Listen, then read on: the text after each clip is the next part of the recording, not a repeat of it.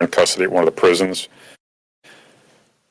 We sent 4 deputies, more predictable and more within our control, that if we were going to transport her, that we wouldn't have to deal with any kind of weather conditions or air travel challenges. So our deputies left on the 27th for Idaho, arrived there, stayed for a day to prepare, and brought her back. We sent 2 extradition deputies, a supervisor, and 1 deputy from our K-9 division, but it's just because she's a female deputy. We want to make sure there was a female accompanying suspect Vallow in her travel back. It was about an 18-hour trip. In my statement, as you saw, I talked about the fact that we do about 250 plus extraditions every year. So this is not new for them. The uniqueness or maybe the circumstances involved in this particular case are very high profile and much to the interest of our local and national audience. I don't want to diminish it. It is what we do, as I stated, and we do it very well. Whether it is her or any other fugitive who's wanted in the state of Arizona, we're going to facilitate transfer into our custody so the prosecutor's office can prosecute them effectively. She had her initial appearance at about 2 a.m. when she was remanded without bond. So the case will now be in the hands of the county attorney. While in our custody, at the conclusion of whatever happens with the court case, she will then be returned to Pocatello, to their Department of Corrections. So I want to thank them for their cooperation and facilitation of this also. And I also want to just recognize and express gratitude to our team here, the deputies that spent 4 days on the road to bring her back safely. We do have a really, really good video for you, which I can't show you right now, but we'll get it to you of bringing her into the jail where you get a good look at the process, the initial process of her custody. So I don't, there's not a whole lot more depth to it than that. I just want to make sure you heard from me the status of it, and I'm happy to answer a few questions if they're related to this case. Sure. I'll start with I was going to say, will she be kept in any sort of segregated situation, or is she going to be in just booked regularly in which jail? Yeah, no, that is a good question. She will be. She's deemed to be high security, so she'll be isolated in a high security area of the Estrella jail. Tell us what goes into a process such as this. You've dealt with high-profile inmates in the past. That's not new, but obviously this planning has been going on, I would assume, for some time. It has, and we wanted to make sure that it was, during my tenure as sheriff, I feel like our focus has always been about being really fundamentally sound and less about the bells and whistles. And the men and women who put the planning and preparation took everything into consideration. Like, as I said, we had challenging weather conditions. The last thing we wanted to do was try to fly and get stuck in an airport, where suddenly now we're in a space where there's a lot of community members and others, and it takes an extensive period of time. If we're going to travel that road, we need to make sure that we have the appropriate vehicles. As I said, we sent a female deputy to make sure that we had a female deputy accompanying a female inmate. We sent those from our FATE detail, and Extraditions facilitated this because we're the best at managing any kind of transfer of custody or apprehension of those deemed to be dangerous. And make no mistake about it, sometimes I think we look at a person and judge them by appearance, and we go, well, this is a relatively moderate-sized female. What kind of a threat can she be? She is as much, if not more, of a threat to the harm of others as any other dangerous criminal we've had in our custody.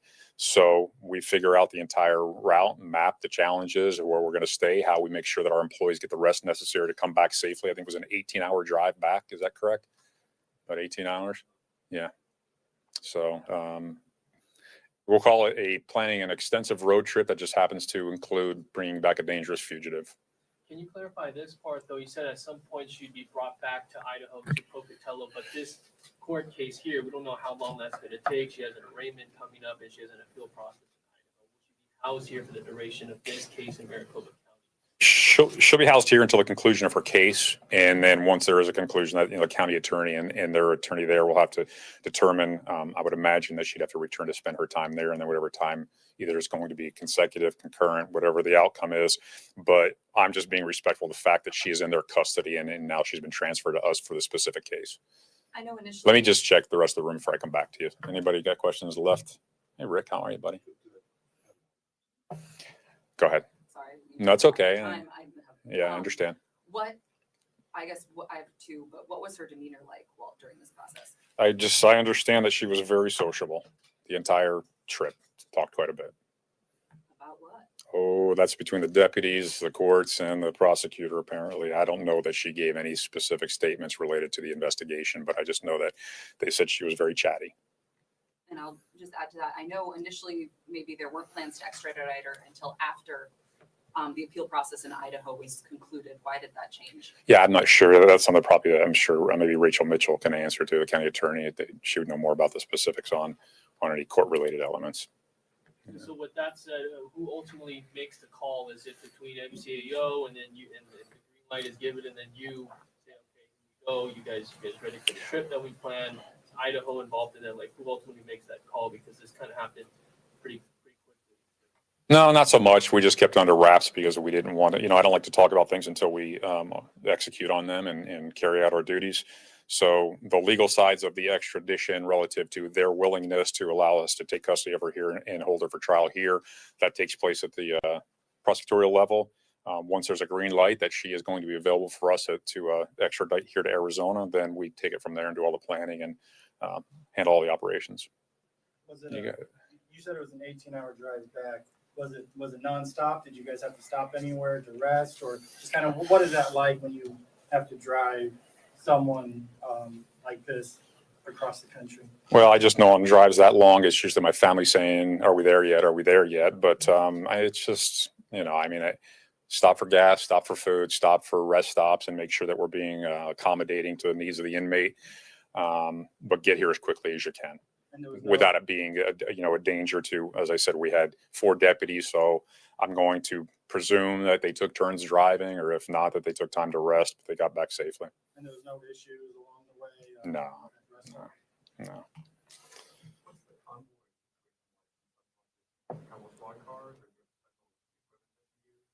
In this case, we used 2 4-wheel drive vehicles because we were going to be dealing with potential weather conditions. Not much more complicated than that. 4. And I know we can't see the video, but we'll watch it later.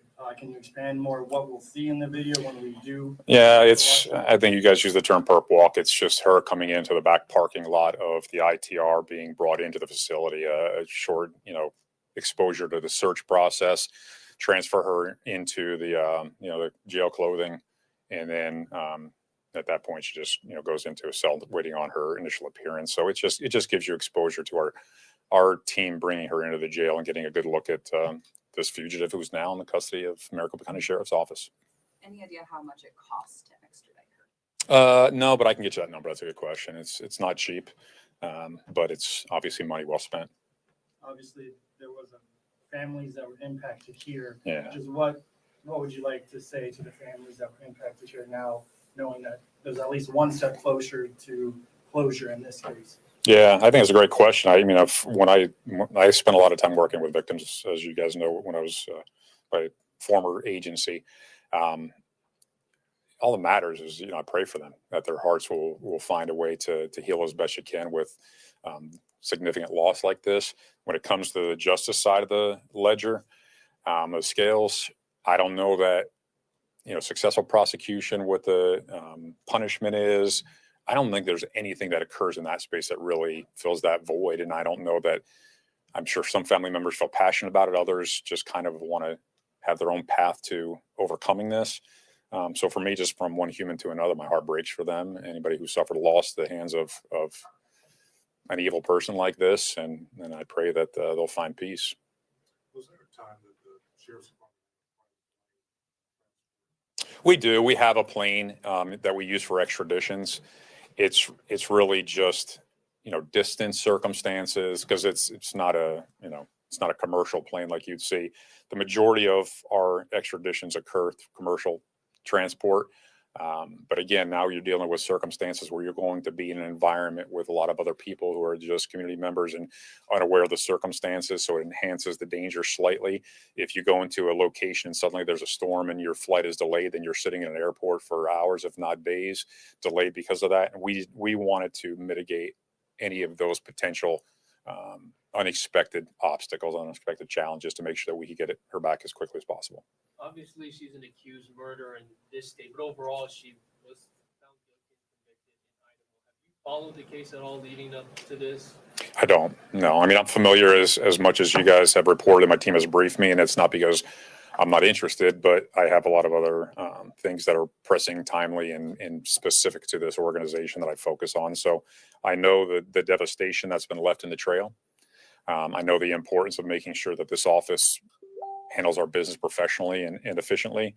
And, just to give you some context, as I said, 250 plus of these transfers a year that our extraditions team does. And our FATE team who participated, they're approaching 1,000 arrests of fugitives that are extremely dangerous, and many of which, if I threw out some names, you wouldn't even know who they were, but they're getting them off the streets, made the community a safer place. All right, let's. Estrella right now. Yeah, is she at Estrella? Is that where we got her? Yeah, that's our jail for female inmates, so she'll be housed there. We will get you the video immediately as soon as you leave here. Just clarify the charges too.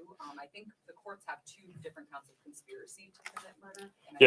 On the booking sheet, what I have is murder in the first degree and then murder first degree premeditated. The conspiracy element is more of like a, I'm trying to think of the correct term, but just, it has to do with the process on how it was played out with others and everything. But at the end of the day, she's in for 2 counts of first degree murder, 1 premeditated. Yeah. Also, just a quick question. Is that pretty typical? Hiding over there on me. trying to become invisible. But, Sure. How common is that to kind of opt for the drive? I know you said whether played a main role, but any sort of high-profile cases, is that more common? Not language around. I wouldn't say that it's uncommon. It's not something that happens frequently, but it's remove the name, remove the circumstances, with the exception of it is a person wanted for a violent crime. Anytime we have that kind of heightened threat because the danger of the other members of the community, then we're going to look at all these other factors that could impede or delay our travel. And if we feel like those things outweigh the benefit of getting in a car and driving, and though it's inconvenient, then we're going to get in a car and drive and do whatever's necessary to keep people safe. So it wasn't just so much her, it was all the circumstances involved. Yeah. All right. Again, I apologize for the technical difficulties. I appreciate your guys' time. Gratitude to our office and the men and women who do exceptional work every day. God bless. Thank you.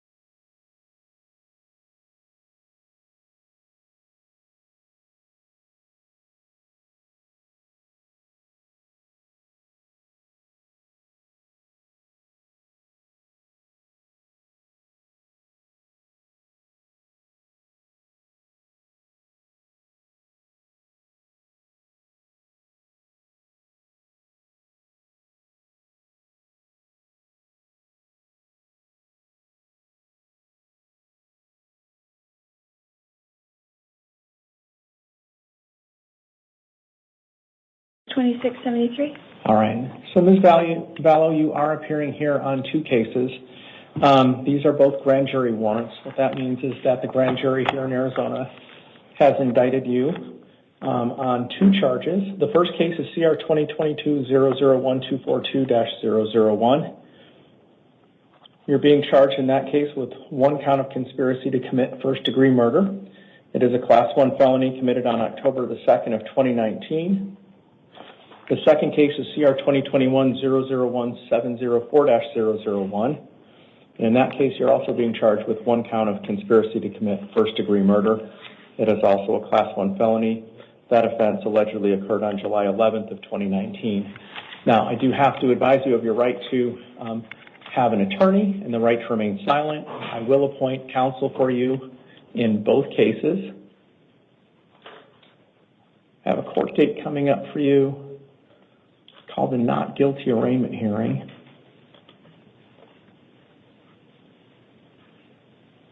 Give me just a second. That hearing is going to take place in the downtown Phoenix Superior Court in our Central Court building. And the date is going to be next Thursday, December 7th at 8:30 in the morning. In both cases, you've been extradited from the state of Arizona. You're currently under the jurisdiction of the Idaho Department of Corrections. That makes you non-bailable at this hearing. So you're not eligible for bail in either case. You do have your court date. You know a lawyer is going to be appointed for you. Do you have any questions? Are those cases going to be combined, or are they going to be done separately? Well, they are two separate cases, but they're going to be handled at the same hearing. Okay. Okay. So you can talk to your lawyer, but they are two separate cases, which means that you'd have two separate proceedings going forward if it goes to trial. Okay. Okay. Any other questions, Ms. Vallow? Just one attorney, or more attorneys will be assigned to? Well, at this point in time, you're likely going to have the one lawyer represent you at this particular hearing. What the Maricopa County Public Defender does at this point in time with respect to who they assign for counsel for you, or how many lawyers you have, or anything like that, that will be between you and your lawyer. Okay. Okay. Any other questions? So you're saying that will I get to talk to them before that arraignment hearing, or will just at that arraignment hearing they'll be assigned? Well, typically you do meet your lawyer at that arraignment hearing. Under the circumstances of this case, they may reach out to you before that hearing to have discussions with you. There is also a telephone number that you're going to have on your paperwork that will be able to connect you with the Maricopa County Public Defender's Office. Okay. All right. Thank you, Ms. Vallow. I appreciate it. it. All right.